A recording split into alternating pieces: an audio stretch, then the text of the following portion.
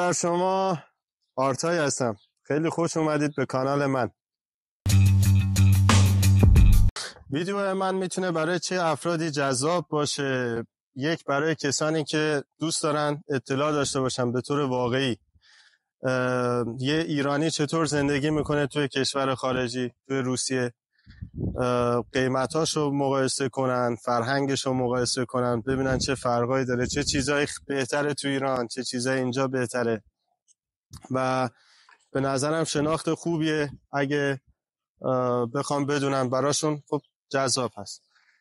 دست بعدی معمارا هست، کسانی که طراحی داخلی انجام میدن، سازنده ها هستن، کسانی که ساختمون سازی دارن و همینطور افرادی که در تامین کننده مواد و مسائل ساختمونی هستن.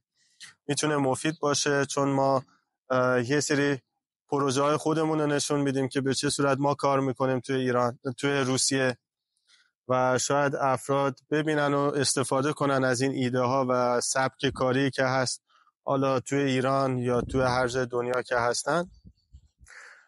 و همینطور ایده های کاری میشه شکل بگیره، همکاری های میشه انجام بشه. چون من همیشه پیام ها رو میخونم، ایمیل ها رو چک میکنم و خوشحال میشم اگه افراد با استعدادی باشن که من بتونم بهشون یاری بدم تو کارشون پیروز بشن، یا اینکه برعکس اونها بتونن تو کار ما مفید واقع بشن و به هر حال برای هر دو سمت مفید باشه.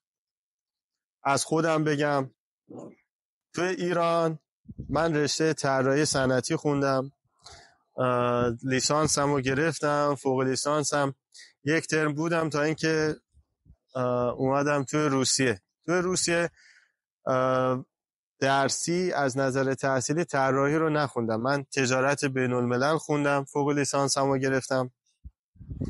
همینطور دکترامو از مدیریت پروژه، مدیریت منابع دولتی رو آغاز کردم، ولی کرونا ویروس که شروع شد دیگه ادامه ندادم، چون همزمان هم داشتم کار میکردم و همون شرایط کرونا ویروس که بود اجازه نداد تموم بکنم، نیمه تمام گذاشتم بمونه.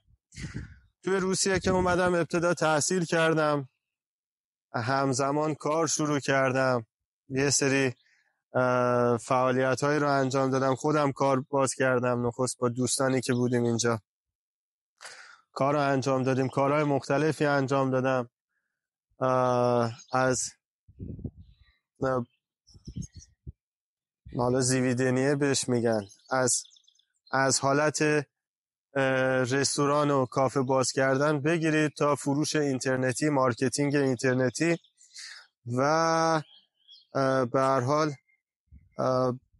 به امروز که رسیدم. امروز فعالیتی که میخوام به صورت حرفه‌ای انجام بدم، نه به صورت پراکنده مثل قدیم، ساخت و ساز هست، از دیزاین تا خود اجرای پروژه، یعنی همه چیزش رو میخوایم انجام بدیم و تو این راستا میخوام که گام بردارم.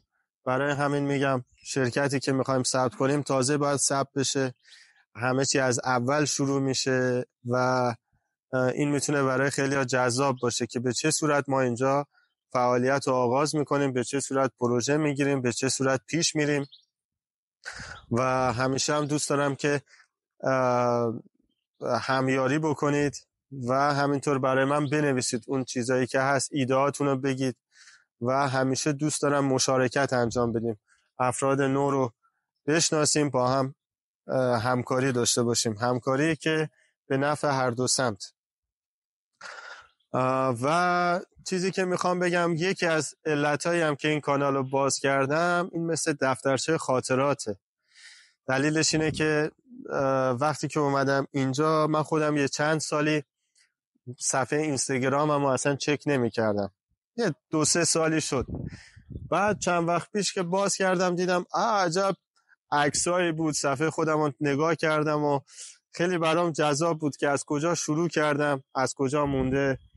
و آدمی هستم که خیلی دوست دارم دفترچه خاطرات همیشه داشتم، همیشه هم می نوشتم و به این ایده رسیدم که چون من میخوام این کار رو از صفر شروع کنم، برای خودم شاید خیلی جذاب باشه که بعد 5 سال این ویدیویی که امروز گرفتم، این راهی که امروز رفتم ببینم چی بوده و یه جنبه شخصی هم داره برام.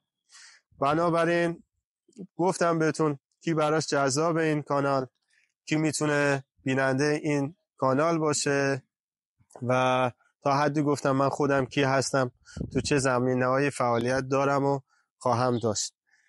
خیلی خوشحالم از اینکه این ویدیو رو دیدید. برام نظراتتون رو بنویسید و بهترین ها رو براتون خواستم. تا ویدیو دیگه، بدرود.